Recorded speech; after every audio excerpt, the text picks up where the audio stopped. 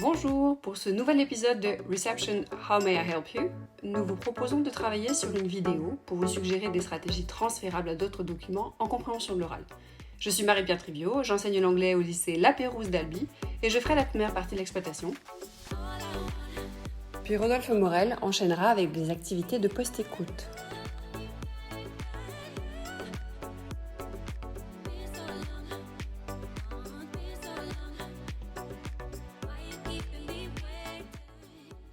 Après une rapide présentation du document, ses caractéristiques, le public auquel on peut le destiner et les difficultés ainsi que les éléments facilitateurs du document, je vous présenterai une proposition d'anticipation qui sera basée sur 2 documents. Ensuite, nous enchaînerons sur des pistes d'exploitation de la vidéo en prenant en compte ses spécificités et avec des variations possibles dans la gestion du groupe classe. Nous terminerons enfin par une proposition de trace écrite.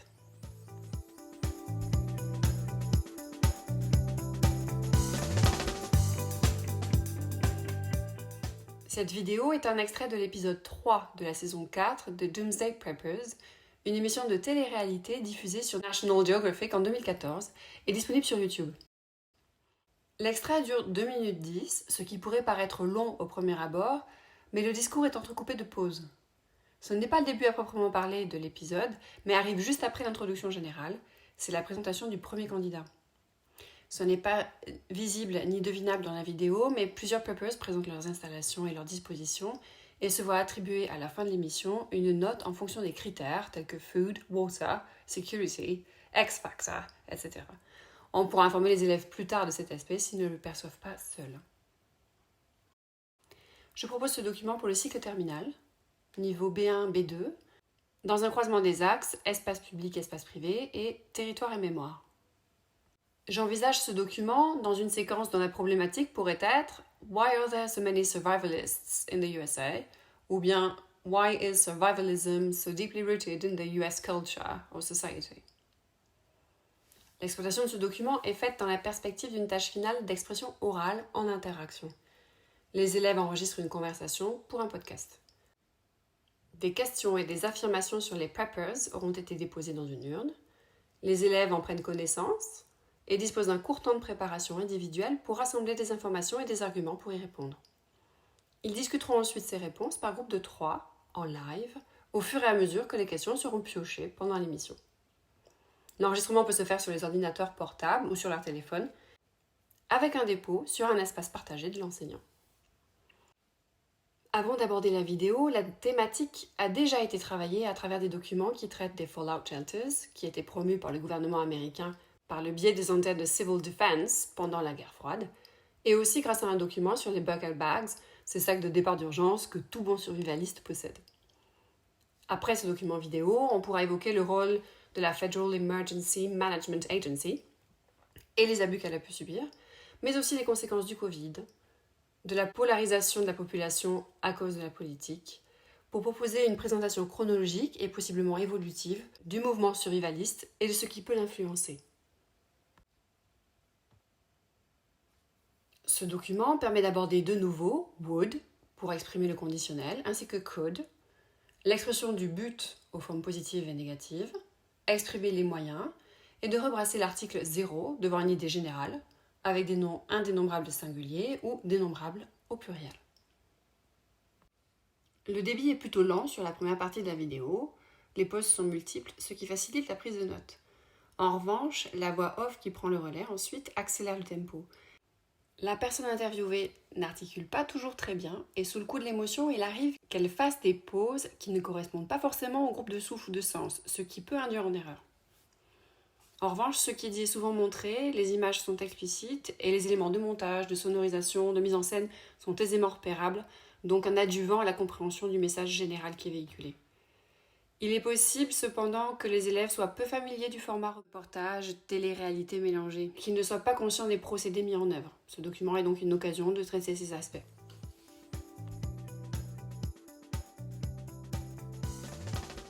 Cette anticipation est relativement longue et peut s'envisager sur une séance complète. Lors de la séance suivante, un temps de rebrassage devra être prévu avant de regarder la vidéo pour se remettre en tête les hypothèses qui seront à vérifier lors du premier visionnage. Pour rappel, les hypothèses qui sont émises pendant la phase d'anticipation permettent aux élèves de se préparer à l'écoute. Ils leur permettent aussi de remobiliser ou de rebrasser du lexique, de l'enrichir également. Et ici, ce sera aussi une possibilité d'entraînement à l'interaction orale en interaction, qui est l'activité langagière principale de la tâche finale. Pour amener les élèves à anticiper sur le contenu de l'extrait qu'ils vont voir, je vous propose 2 documents que vous pourrez consulter en faisant pause et en scannant les QR codes qui apparaîtront à l'écran. Je vous propose 2 possibilités pour cette anticipation. Soit vous faites travailler les élèves en classe entière pour chacun des documents que l'on traite successivement, soit les élèves travaillent en groupe sur un seul document pour partager ensuite leurs trouvailles en groupe élargi à ceux qui ont travaillé l'autre document. Je reviendrai plus en détail sur les modalités en temps voulu. Si vous êtes plus à l'aise avec des documents à travailler successivement et en classe entière, on vidéo-projette la fiche au tableau avec la consigne « What do you expect the main video to be about? What will it deal with? What makes you say so? Describe and analyze document A ». On interrogera en premier les élèves avec les compétences les plus limitées pour qu'ils aient une occasion de prendre la parole sur des éléments qu'ils maîtrisent. On interrogera ensuite les élèves plus performants ou plus à l'aise pour compléter et complexifier ce qui aura pu être dit précédemment. On pourra guider ou relancer la discussion entre élèves par des gestes, en ne les reprenant qu'à la marge si la compréhension du message oral est compromise. On ne pourra évidemment pas tout noter et ce n'est d'ailleurs pas souhaitable. On passera ensuite au document B que les élèves pourront consulter sur tablette ou sur téléphone en autonomie. De nombreux détails peuvent être relevés, mais il peut être nécessaire de faire pause pour cela. On peut laisser les élèves les gérer, car il n'y a pas d'élément de compréhension orale. On posera de nouveau les questions « What do you expect the main video to be about? What makes you say so? Describe and analyze document B ». Après un temps de recherche individuelle, on passera à la mise en commun de la même façon que pour le document A. Les faibles en premier, sans intervenir, autrement qu'en répartissant la parole ou en corrigeant la marge. Les traces écrites seront établies suite à la mise en commun qui n'inclura pas tous les énoncés proposés. Si vous souhaitez favoriser davantage l'interaction orale entre les élèves pendant cette phase d'anticipation, il est possible d'utiliser ces 2 documents différemment. Vous divisez la classe en 2. Une partie travaillera sur le document A, l'autre sur le document B. La distribution des documents peut se faire via l'espace numérique de travail de façon ciblée ou de façon aléatoire, comme vous le désirez. Les mêmes questions sont posées et les élèves disposent tous d'un temps de réflexion en autonomie, de façon individuelle. Puis, ils peuvent communiquer avec un autre élève ayant travaillé le même document. Chaque binôme sera appairé avec un autre ayant travaillé l'autre document. Après avoir expliqué, toujours en anglais, ce qu'ils ont compris du document qu'ils avaient à étudier, les 2 binômes discuteront ensemble de ce qu'ils pensent que la vidéo peut contenir, en prenant en compte les informations des 2 documents. On rappellera qu'il est important de répartir la parole le plus équitablement possible et de laisser parler en premier celles et ceux qui ont le plus de difficultés à l'oral. On passera ensuite à une phase de mise en commun en classe entière. Les consignes sont affichées au tableau, ainsi que le temps que vous voulez consacrer à chaque étape, avec un chronomètre visible par tous pendant l'activité. Les traces écrites seront établies à la suite de la mise en commun, qui n'inclura pas tous les énoncés proposés. Je vous invite à faire pause pour lire les propositions de traces écrites qui suivent.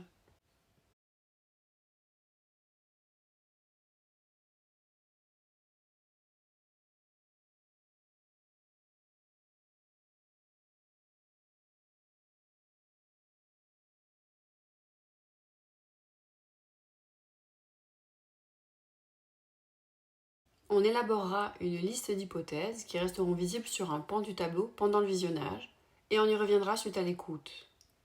On peut s'attendre à des énoncés du type « We are going to see the everyday life of survivalist families. We will see guns, training, shooting, firemaking, that is to say survival skills. We will learn what they prepare for or what they prepare against, and we will see what happened or what is going to happen, what could happen to them. We think it's documentary because it comes from National Geographic, so it must be serious, and it's very likely that there will be interviews. Because the poster was funny, we think there are going to be some funny moments.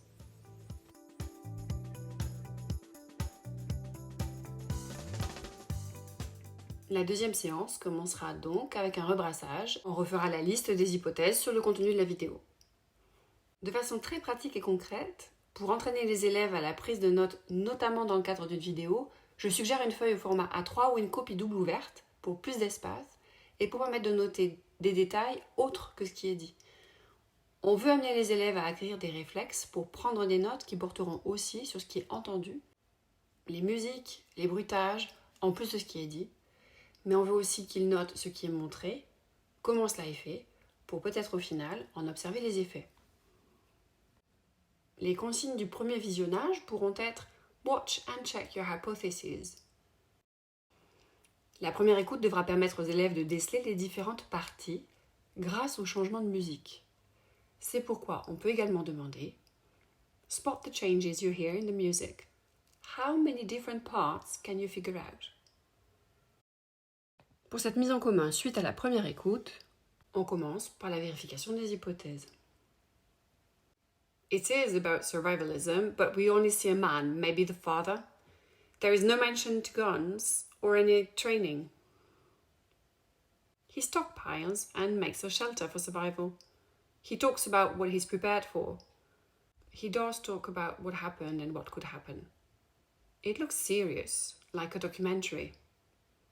Even though we do not see the interviewer, it looks like an interview. There is nothing funny in it.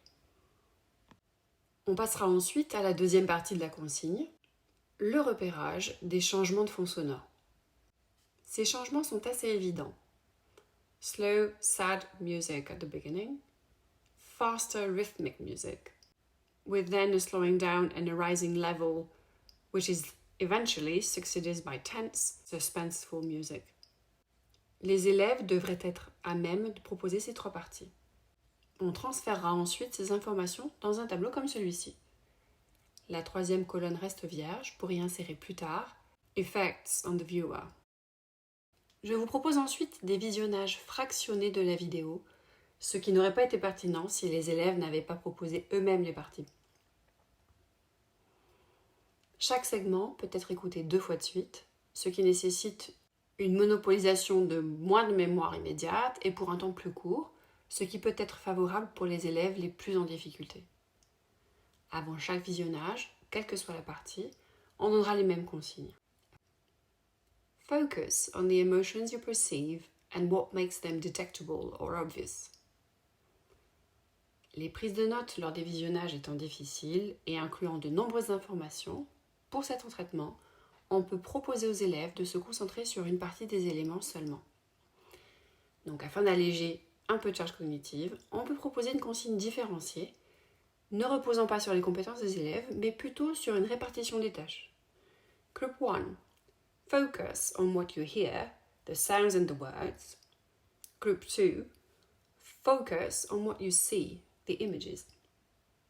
En revanche, sur le deuxième visionnage de la troisième partie, on demandera à l'ensemble des élèves de noter les mots répétés. Jot down the repeated words you hear. Lors des mises en commun, on peut proposer à des élèves à l'aise en compréhension orale et en expression écrite de servir de scribe grâce à un document numérique partagé, chacun en charge d'une colonne. Les avantages majeurs étant d'une part que le tableau peut être remanipulé et réorganisé à l'envie en fonction des éléments nouveaux qui sont apportés, et d'autre part que l'enseignant peut se concentrer sur la répartition de la parole. Si cela vous pose des problèmes techniques ou vous paraît trop complexe, il vous est évidemment possible de prendre des notes vous-même en proposant à un élève de faire la distribution de la parole, par exemple, pour ne pas avoir à la gérer. Dans les 2 cas, lors de leur prise de parole, les élèves pourront préciser en amont dans quelle colonne ils souhaitent qu'une information soit consignée, ou ils peuvent compléter, commenter ou contredire une information déjà notée. Il paraît difficile de prédire les repérages qui seront effectivement réalisés par nos élèves. Je ne vous propose donc qu'une ébauche, à titre d'exemple, des informations qui peuvent être reportées dans le tableau.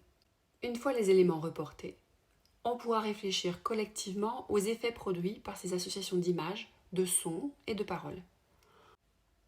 On prendra un temps pour mettre en évidence les éléments sonores et visuels qui convergent vers un sens commun, afin que les élèves soient davantage à même d'effectuer ce type de repérage dans d'autres contextes, car ils sont transférables et peuvent aider à apporter du sens, qu'il soit implicite ou explicite.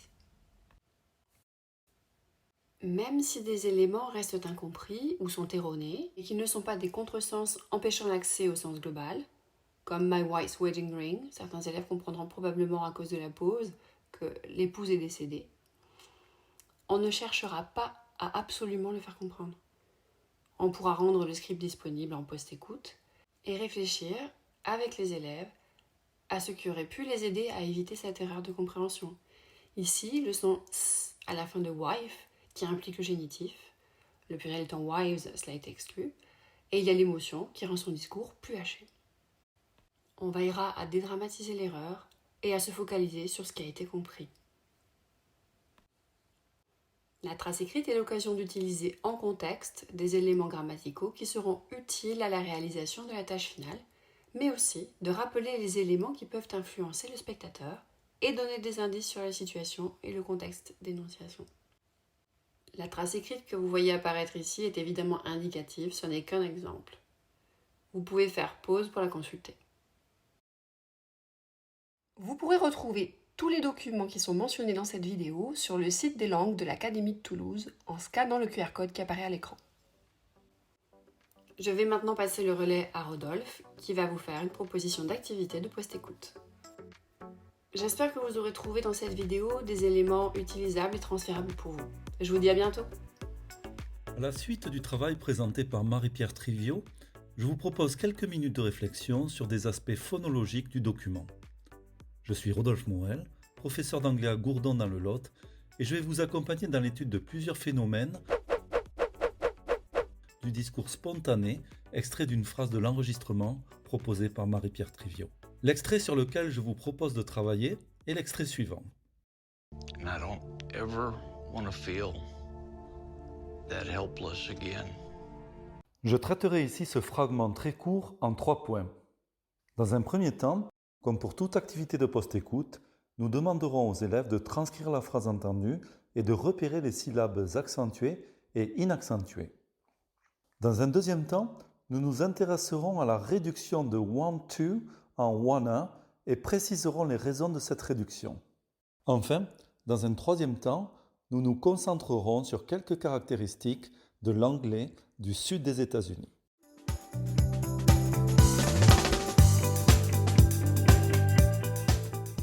Tout d'abord, et comme de coutume, nous demanderons aux élèves, à la suite d'écoutes successives du segment que j'ai sélectionné pour vous, de tenter de retranscrire ce qu'ils entendent.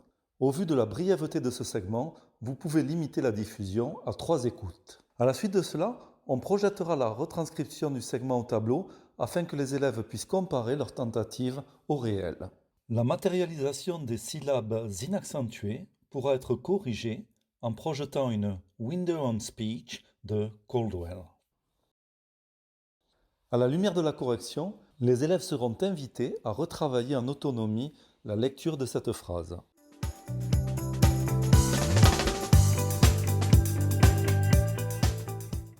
Grâce aux chansons, les élèves sont familiers avec la réduction de want to en wanna. Il conviendra ici de préciser que cette réduction permet de mettre en valeur le verbe qui suit, feel, et donc qu'il faut absolument faire respecter le groupe de souffle wanna feel sans interruption entre want et feel. Nous pourrons demander aux élèves de confirmer cette théorie en proposant un énoncé issu de leur playlist qui illustre ce phénomène.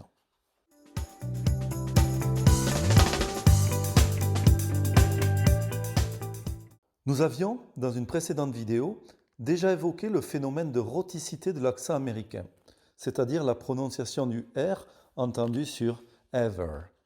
D'autres caractéristiques de l'accent du sud des États-Unis pourront être observées. Tout d'abord, le phénomène d'élision des dentales finales. And I devient an I. Ensuite, quelques changements vocaliques. La diphtongue I est réduite en A. An I est prononcé NA.